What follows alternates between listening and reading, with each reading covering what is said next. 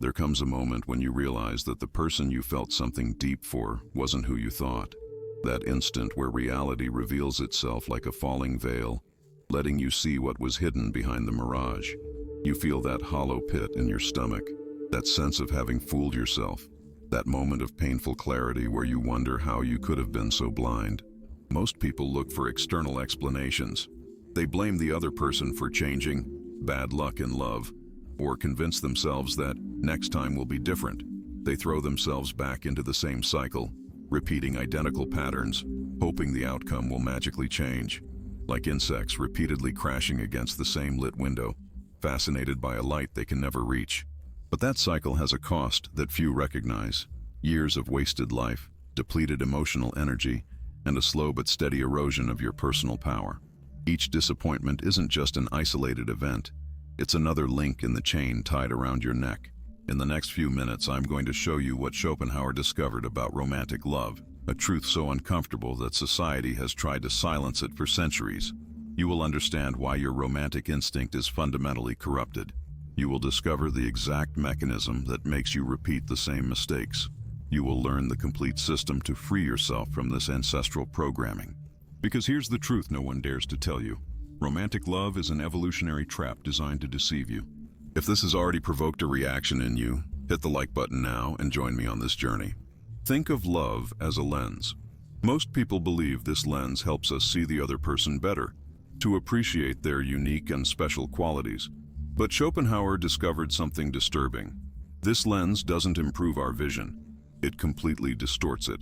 It doesn't bring us closer to the other person's reality. It pushes us away from it. And it is precisely this distortion that we are going to examine today, so you never again fall victim to your own biology. The fundamental problem we face is that we've been sold a lie so deeply ingrained in our culture that we don't even question it. Since childhood, we are bombarded with fairy tales, romantic movies, and love songs that program us to believe in happily ever after. The entire industry exists to perpetuate this illusion that there's a special person destined for us, that true love conquers all, that when you find your other half, you'll feel a unique and magical connection. The average person consumes these narratives without questioning. They adopt these romantic models as absolute truths and build their emotional expectations on this unstable foundation. The result is predictable: cycles of initial euphoria, followed by disillusionment, confusion, and finally pain. But the strategic individual understands the true biological function of falling in love. It's not a state designed for your personal happiness, but a neurobiological trap for the reproduction of the you species. The consequences of this ignorance are devastating. In the short term, impulsive decisions based on intense temporary emotions. In the medium term, dysfunctional relationships where we project unrealistic expectations onto the other person. In the long term, entire lives wasted chasing a mirage, jumping from relationship to relationship, searching for something that never existed outside of our own imagination. This error has deep roots in our psychology. First, there's social conditioning. From a young age, we are taught that romantic love is the highest state we can aspire to, the pinnacle experience of human existence. Then there's our ancestral fear of loneliness, programmed into our DNA as a tribal survival mechanism. Finally, the need for external validation and the belief that we are only complete when someone chooses us. Think of falling in love as a state of intoxication. When you drink alcohol, you experience temporary euphoria, altered perception, and impaired judgment. We all recognize that these sensations don't represent reality, but a chemical distortion of our faculties. However, when we experience the same symptoms under the influence of falling in love, euphoria, altered perception, compromised judgment, we insist that these sensations represent a higher truth. The common person falls in love with someone and believes they are connecting with the real essence of that person. They convince themselves they have found someone different and special. Result, they build castles in the air, ignoring obvious signs of incompatibility. The strategic person, on the other hand, recognizes falling in love as a temporary biological state designed by evolution for a reproductive purpose. Result, they maintain their mental autonomy, observe objectively, and make rational decisions even under hormonal influence. Perhaps you've already experienced that feeling of waking from a romantic trance and wondering how you could have been so blind. Maybe you perfectly remember that moment when the person you thought you knew showed a completely different side, and you wondered how you didn't see it before. Or when, after a breakup, close friends confessed they always saw the red flags that you were unable to perceive. Or that time you swore you'd never fall into the same pattern again, only to find yourself, months later, repeating the exact same mistake with a different person. Or even now, as you listen to this, you might identify similar patterns in your current situation, but something inside you insists that this time it's different. It's like being trapped in a labyrinth where every exit leads you back to the starting point. You think you're moving forward, taking different routes, but the very design of the labyrinth ensures you always end up in the same place. The ordinary person believes their attraction is based on the other person's special and unique qualities. The strategic person understands they are attracted by neurobiological patterns programmed into their brain during early childhood. Viral phrases don't change reality. Romantic love is nature's Trojan horse. But the hidden cost goes beyond obvious disappointments. Every time you surrender your personal power to the romantic illusion, every time you allow biology to hijack your rationality, something inside you erodes. Your ability to see objectively deteriorates. Your ability to maintain healthy boundaries weakens. Your personal identity blurs. It's not just time and energy you lose. It's something more fundamental, the relationship with yourself. And this damage isn't limited to your romantic relationships. It filters into all areas of your life, affecting your friendships, your work, your goals. Because once you allow an illusion to determine your decisions in such a central area, that distortion contaminates everything else. But understanding the problem is just the beginning. Now I'm going to show you exactly how Schopenhauer dismantled this illusion and, more importantly, how you can apply his method to free yourself from this programming and make emotional decisions from a place of power and clarity. The method Schopenhauer developed is based on a fundamental principle, the separation between perception and reality. He called it the veil of Maya, referring to the illusion that covers our eyes when we experience romantic attraction. His technique consists of 5 specific steps you can apply today. First, recognize the state of intoxication. Identify the biological symptoms of falling in love: mental obsession, idealization of the other, tunnel vision, irrational euphoria. Observe these states as a scientist would observe a chemical reaction, with curiosity, but without identifying with them. This creates objective distance. You notice how your biology tries to hijack your rationality. The result is a divided consciousness, one part that experiences, another that observes. Second, activate systematic Socratic questioning. Ask yourself, what objective evidence do I have for these qualities I perceive? How would this person behave with someone they're not attracted to? What flaws am I minimizing or ignoring? What projections am I placing on this person? Most people get carried away by sensations. You rigorously interrogate every perception with relentless rigor. Third, perform the temporal inversion exercise. Mentally project yourself 5 years into the future and look back at the current situation. What will you see clearly then that you can't see now? What patterns will you recognize? What advice would your future self give you? This technique breaks the spell of emotional immediacy that clouds your judgment. Fourth, implement the separation between attraction and action. Allow attraction to exist as a biological phenomenon, but don't allow it to dictate your decisions. Observe the impulse without automatically following it. This develops the muscle of mental autonomy against the dictates of your biology. Finally, practice the contemplation of cyclical repetition. Observe how the same pattern has repeated in your romantic history, with different people but identical structures. Recognize that what seems unique is actually the same play with different actors. He who understands the mechanism disarms the trap. He who ignores it is eternally trapped. Let's see how this works in 3 different real-life contexts. Imagine you've just met someone who evokes an intense, immediate attraction in you. That electric feeling, that connection that seems unique, that feeling that you've finally found someone different. The room could be full of people, but your attention is magnetized towards this specific person.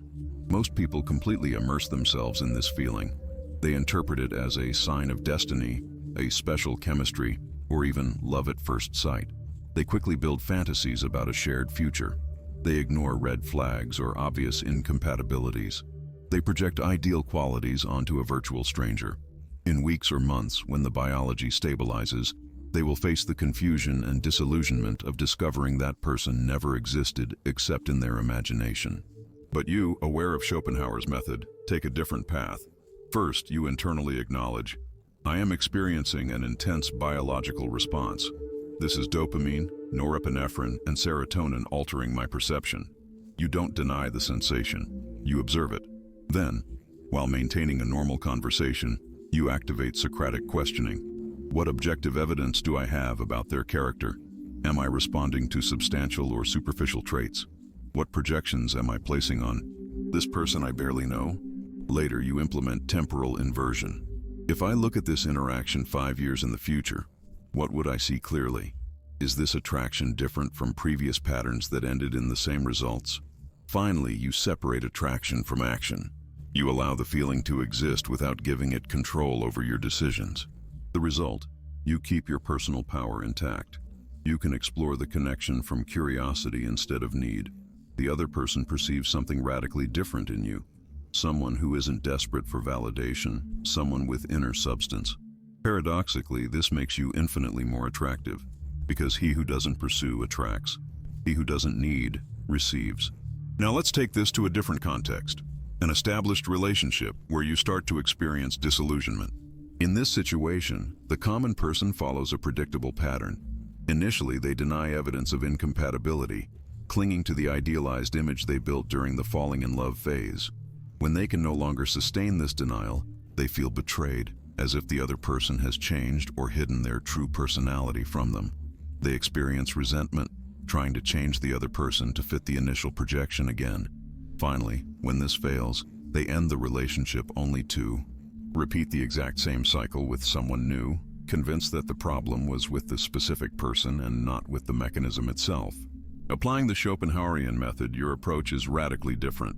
First, you recognize that disillusionment is the natural state when the biochemistry of falling in love stabilizes, not an anomaly. Second, you understand that you are not discovering new flaws in the other person, but finally seeing what was always there, but your altered perception prevented you from seeing. Third, you use Socratic questioning. What part of this disillusionment is due to my unrealistic expectations? What projections of mine are being confronted by reality? You implement the contemplation of cyclical repetition, noticing how this moment of disillusionment follows a pattern identical to previous experiences. This allows you to break the cycle instead of just changing actors for the same play. The result is a unique ability. You can consciously decide if this relationship has value based on real compatibility, not on fanciful projection or the reaction of disillusionment. He who idealizes suffers twice, in creating the mirage and in watching it vanish. The third context where this method is crucial is in the digital sphere, particularly on dating apps and social media. The digital world has exponentially amplified the mechanisms of romantic illusion.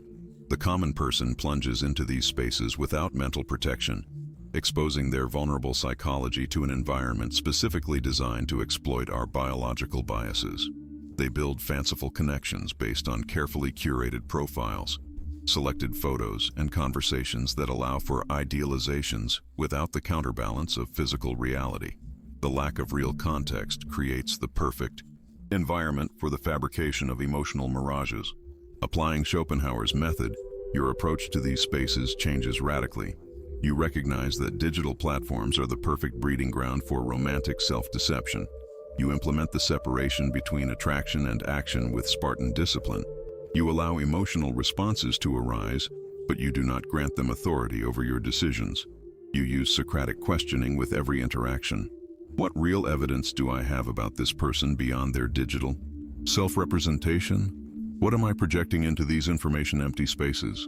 The result is psychological immunity in environments designed to undermine your mental autonomy.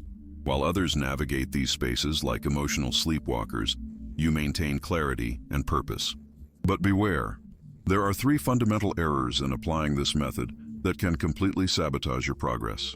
The first error is confusing detachment with cynicism. Many, upon awakening from the romantic illusion, swing to the opposite extreme, a bitter cynicism that rejects any emotional connection. This happens when you implement the method as a technique without integrating its philosophical essence. Result: emotional isolation disguised as independence. The correction is to maintain the capacity for authentic connection while eliminating dependence on romantic fantasy. Second error, using the method as a shield against real vulnerability. Schopenhauerian enlightenment does not seek to eliminate authentic emotional experience, but to free it from distortion. Many use this knowledge as a defense mechanism to avoid genuine intimacy. The root is fear disguised as wisdom. The correction is to distinguish between authentic vulnerability, valuable, and emotional dependence, destructive. The third error, the most subtle and dangerous, believing that you have completely transcended biological programming. This is sophisticated self-deception. No one is completely free from these evolutionary mechanisms. Freedom lies in the awareness of them, not in their total elimination. If you believe you are beyond these impulses, you have fallen into a new form of self-deception. The correction is to maintain constant vigilance and philosophical humility, recognizing that the battle against illusion is continuous. But this method works primarily on the surface of our psychology. Now I will show you something deeper. The central insight that Schopenhauer discovered and that completely changes the way we understand the romantic phenomenon. What Schopenhauer revealed is so counterintuitive that even after centuries it is still rejected by dominant culture. Romantic love is not a personal phenomenon, but an impersonal force of nature that uses individuals as vehicles for its own ends. The common belief is that when we fall in love, we are making a personal decision based on individual preferences and authentic connection. We have been taught that our romantic feelings are expressions of our unique identity, reflections of our deepest values and desires. But when you look closer, something strange emerges. Why do people with completely different personalities, values, and interests often feel attracted to the same type of people? Why do dysfunctional romantic patterns repeat with mathematical precision in completely different lives? Why does the most intense romantic chemistry often completely contradict our conscious criteria for compatibility? The deep truth is that what we experience as our most personal romantic choice is actually the moment when we are most impersonal. It is not your individuality that chooses, but the species working through you. It is not your conscious desire, but the blind will of nature operating through your biology. Your most intimate feelings are precisely where you are least yourself, and most an instrument of evolutionary forces that have no interest in your individual happiness. Schopenhauer's genius lies in the intuition that the force we call love is simply the reproductive impulse in disguise, the will of the species operating through the individual, using the illusion of personal connection as the perfect Trojan horse to achieve its biological objectives. The history of humanity bears witness to this truth. Observe how entire civilizations have been transformed by romantic passions that seemed personal but had collective consequences. Think of historical wars started by what seemed like individual romantic decisions. Consider how generation after generation repeats the same dysfunctional romantic patterns despite consistently negative results. In your own experience, haven't you ever felt that your most intense attraction seemed to come from a place beyond your rational control? Haven't you experienced that moment of clarity after falling in love where you ask yourself, "What was I thinking?" as if you had been possessed by an external force? This is neither coincidence nor personal weakness. It is the moment when you glimpse the truth. It wasn't you choosing, but nature choosing through you. We don't look for what makes us happy in others, but what the species needs to perpetuate itself. How do you truly integrate this perspective into your life? It's not about a simple intellectual understanding, but about a radical transformation in your relationship with your own romantic impulses. First, a fundamental shift occurs in your self-identification. You stop identifying completely with your romantic impulses, recognizing them as partially alien forces operating through you. This doesn't mean denying or repressing them, but observing them with a divided consciousness. A part of me feels this intense attraction, but I am not entirely this sensation. A new relationship with your romantic emotions begins to manifest. You no longer experience them as absolute truths that must be followed at all costs, but as phenomena that provide information but do not dictate your decisions. You develop the ability to feel fully without being consumed by what you feel. You don't automatically react to every romantic impulse, but consciously respond from a place of inner autonomy. People notice something different about you. You don't exhibit the romantic desperation so common in our culture. You don't chase emotional validation as if your life depends on it. Situations that once would have emotionally devastated you are now observed with compassionate curiosity. Paradoxically, this inner freedom makes you much more magnetic. Your worth doesn't fluctuate based on the romantic response you receive from others, and this stability of self-worth is precisely what others find irresistibly attractive. At the level of mastery, you achieve a state of romantic freedom that seems contradictory to those still trapped in illusion. You can experience authentic connection without the need for romantic fantasy. You can love without the veil of Maya. You can connect from shared reality instead of mutual projection. Your capacity for intimacy doesn't diminish. It deepens as it is freed from distortion. He who awakens from illusion doesn't lose the capacity to love, but discovers what loving truly is. Now that you've seen this, the time has come to transform this understanding into a practical system. I will give you 3 concrete tools, a specific 7-day plan, and the critical errors you must avoid to fully integrate it. The first tool is called dissection of attraction. This technique allows you to scientifically break down what you experience as romantic attraction into its fundamental components.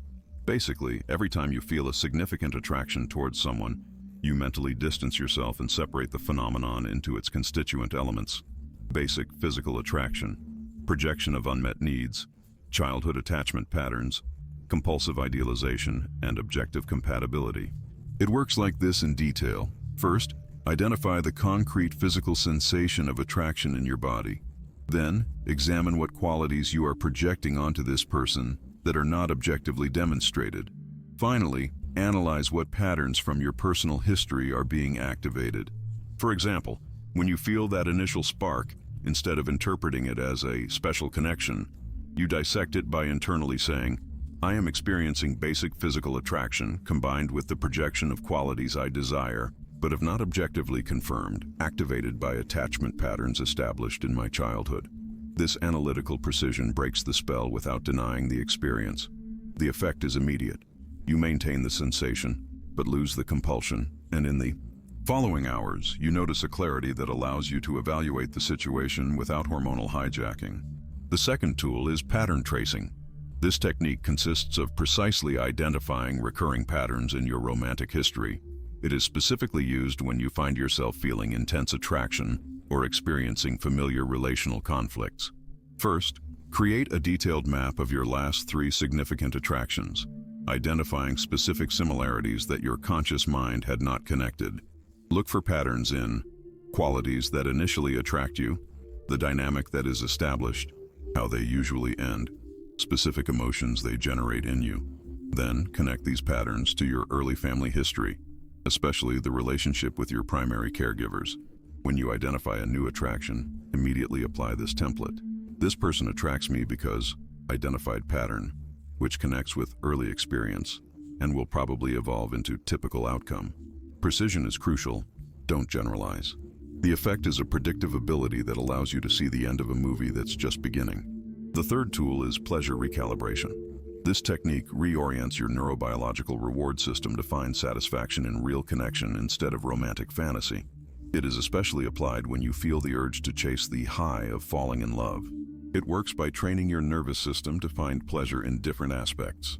The gradual revelation of a real person instead of immediate fantasy, authentic compatibility instead of dramatic intensity, quiet connection based on shared values instead of explosive chemistry. Every time you notice you are seeking the drug of falling in love, consciously activate this refocus. I choose to find satisfaction in slowly discovering a real person, not in the instant fantasy of who they might be.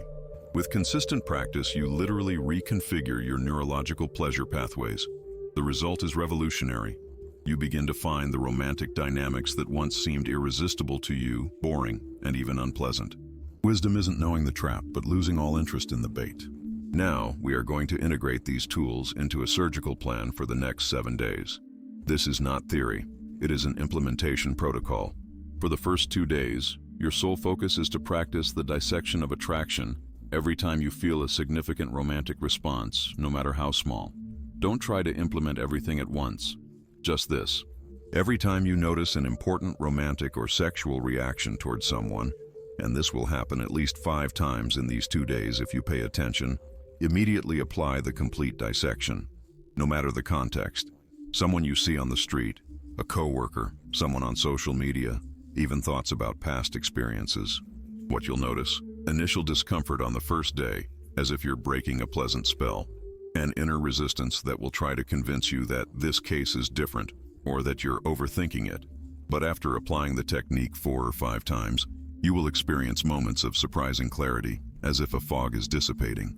People around you will perceive a subtle shift in your energy. Less desperation, more presence. Pay special attention to how your physical response changes when you apply the technique consistently. On days 3 and 4, you continue the dissection and add pattern tracing, now working with 2 tools simultaneously. When you identify a romantic response, first dissect it, and then immediately apply the tracing.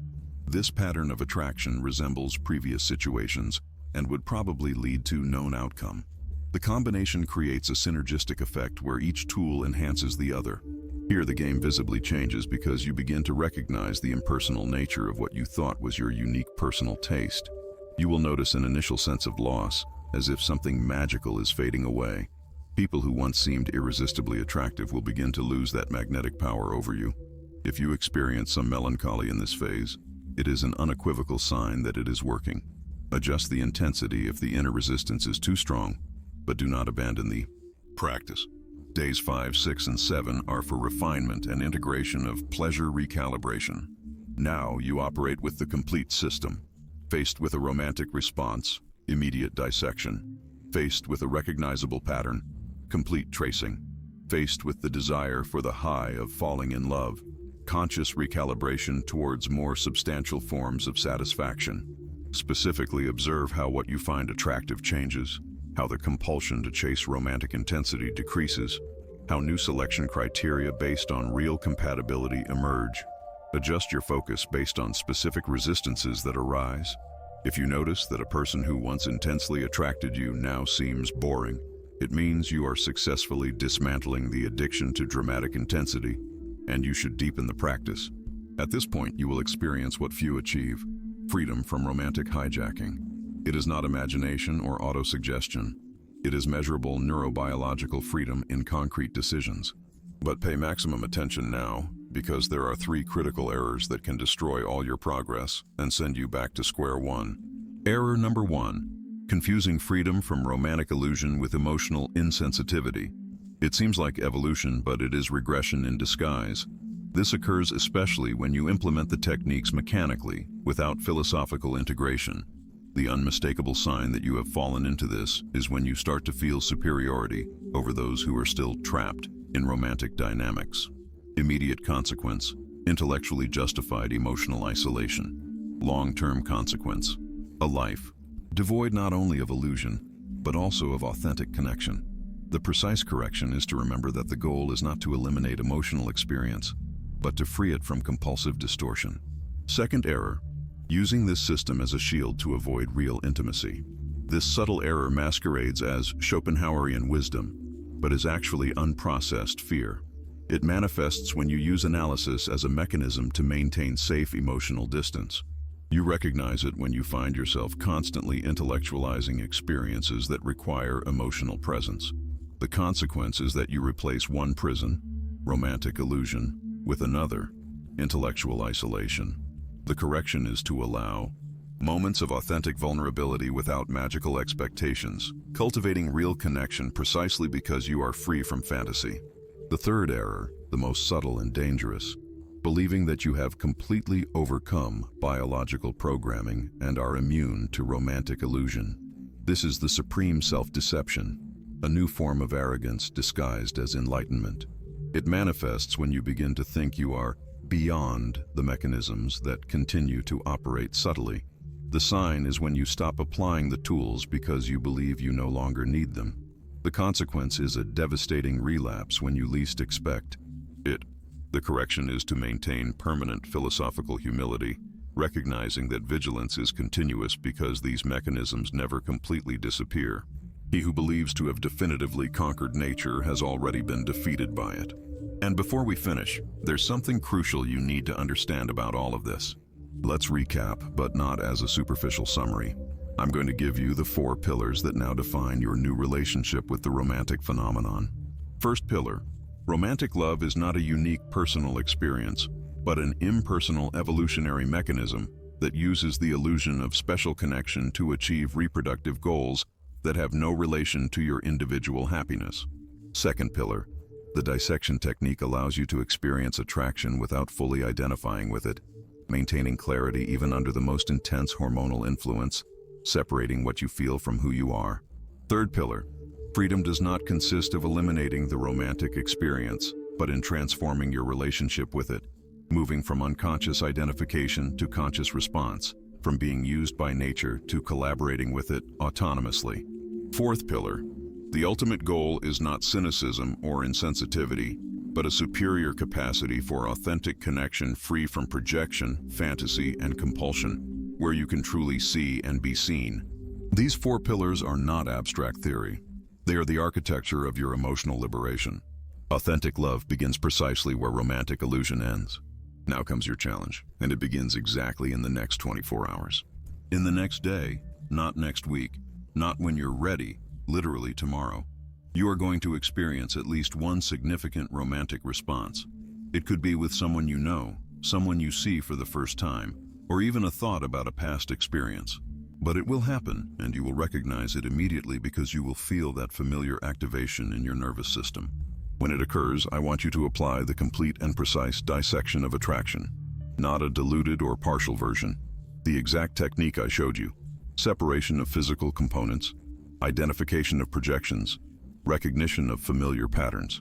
You don't need to announce what you're doing or explain it to anyone. That's the beauty of this practice. It's completely internal. Simply observe the romantic sensation, dissect its components with surgical precision, and observe what happens. Because when you do this, three things will happen. First, you will feel an unusual mental clarity at a time when you would normally experience confusion. Second, you will notice a physical sensation of freedom, as if you have been released from an invisible pressure. And third, your behavior will change naturally without forced effort. This is your moment of truth, your opportunity to prove that this is not abstract philosophy, but practical reality that transforms your immediate experience. And after you do it, come back here and share specifically how your perception changed. I want to know exactly what you noticed differently in your internal response. And now the password. Comment exactly this, word for word. I see through the veil of Maya. This is not just a comment. It is a statement. It demonstrates that you didn't just passively consume 30 minutes of content, but that you understood the transformative essence of what Schopenhauer discovered, that you are not one of those who seek more romantic illusion, but one of those who seek freedom from it. You are among the awakened. This is our password, our shared code. I will read each one, and I will know exactly who understood the essence and who simply scrolled through the content. Comment now. And since you made it to the end, I have something to reveal. In the next video, I will show you what Schopenhauer called the exit from the labyrinth. It is about a state of human connection that exists completely outside the romantic paradigm, but that provides authentic satisfaction without the destructive effects of illusion. It involves a type of relationship that most people never experience because they are completely trapped in the romantic cycle. And it explains why the most emotionally fulfilled people often seem to operate under completely different rules. But that's for the next installment. Subscribe now and turn on notifications. The next video comes out in exactly 7 days. Remember the distorting lens I spoke about at the beginning? Now you understand that it's not simply an altered perception. It's a sophisticated evolutionary mechanism specifically designed to hijack your rationality and subordinate your individual well-being to the species' objectives. You no longer need to be used as an unconscious instrument. You have awakened to a reality where you can experience authentic connection precisely because you see through the illusion. And when you operate from this clarity, the world responds in ways that would seem magical to your former self. He who transcends romantic illusion doesn't lose love, but discovers its true nature. Now go and observe the world with eyes that truly see.